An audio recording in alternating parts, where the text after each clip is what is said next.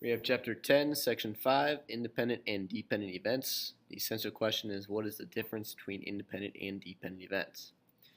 So it says compound events may be independent events or dependent events. First thing we're going to look at independent events.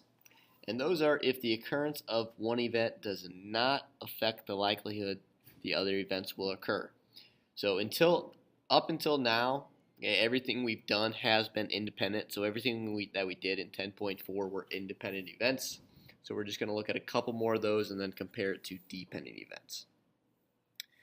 So if I look at my problem here, once again we have our spinner and our coin.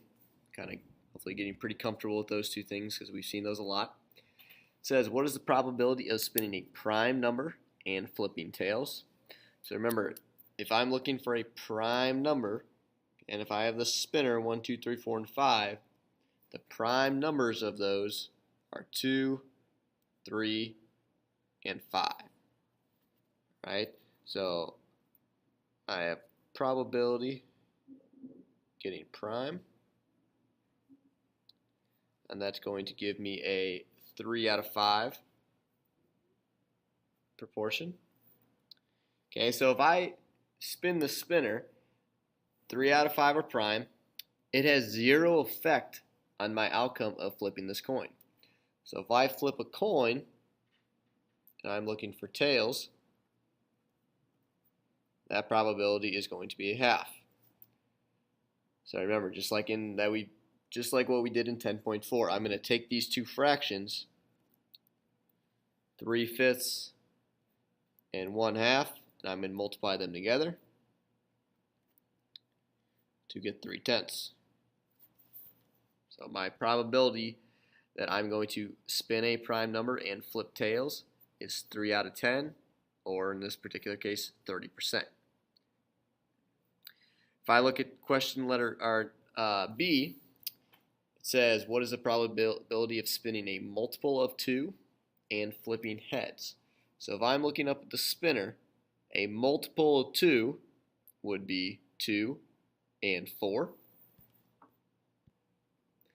So that means that there would be 2 out of 5 because I'm still looking at the spinner, which has 5 options. Okay. So if I come down here, the probability of spinning a multiple of 2 is 2 out of 5. And then flipping heads,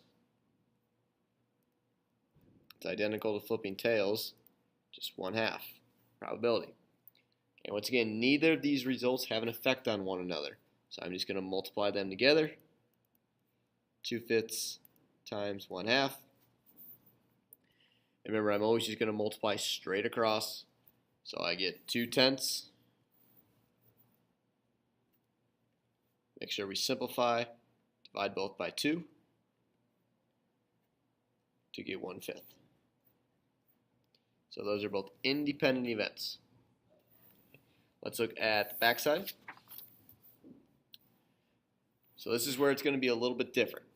This time we're looking at dependent. So events that are dependent events, if the occurrence of one does affect the likelihood of the other event will occur.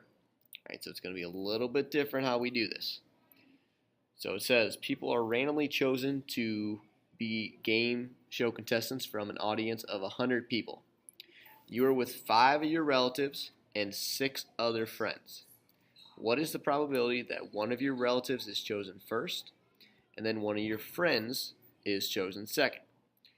So if I'm looking at the problem, first thing I want to do is probability of one of my relatives. Okay, so relatives is going to be chosen first. So the chance of me getting, the chance that a relative is chosen from the audience is 5 out of, how many people were there? There was 100 people in the crowd, so 5 out of 100. Now, think about a real life game show. If that person was taken out of the crowd, so one of your relatives was taken out of the crowd, there is now only 99 people left in the crowd. Okay, and that's where it's going to affect our next fraction. So it says, then what is the probability of one of your friends is chosen second? So if I write probability of a friend,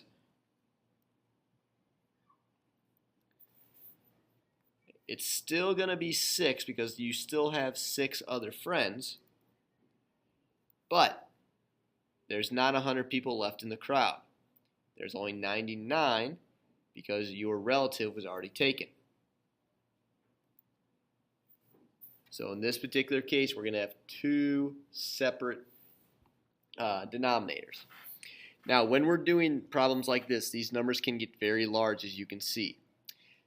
Instead of doing this, 5 over 100 times 6 over 99, which you could, instead of doing that, let's simplify these numbers first, and then we can multiply them together.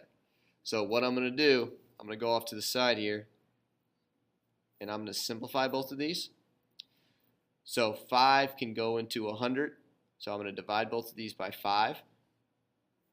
So that's going to give me 1 over 20. So my new proportion with relatives, my simplified version is 1 over 20. If I look at my second one, I have 6 over 99, and these are my friends. A 3 goes into both of these, so I have 2 over 33. And as you see right away, our numbers are much smaller. So now I'm going to write probability of friends is 2 over 33. So this is kind of the area I want us looking now. You can kind of block off your problem like that for me. So now let's multiply these two. I have 1 over 20 times 2 over 33. I multiply straight across, that gives me 2 over 600. Nope.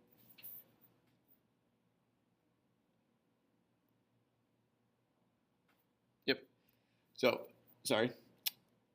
2 over 660. Then these are both even numbers, so I'm going to divide both by 2.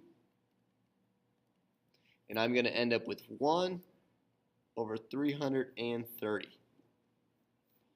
So that is the probability of a relative getting chosen first and then a friend getting chosen second. 1 out of 330. Whenever we are doing dependent events, you must have different denominators. Okay, because this, whatever you do first, it will affect your second one. That is the difference between dependent and independent. Once again, a lot of these numbers get big sometimes, especially when we start off with a problem like this where you have 100 people. So it's okay for you to simplify and make your numbers smaller. Now your practice problems. It says a bag holds 6 chips numbered 1 through 6. Without replacing the first chip, you choose a second chip. Find the probability of the compound event.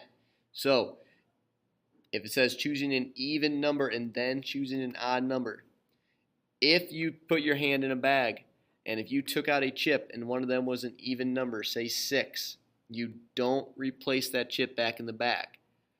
Since you don't replace that chip in the bag, you need to figure out how many chips would be left for when you choose an odd number. Try all the problems to get your 5 out of 5. Write down any questions that you have.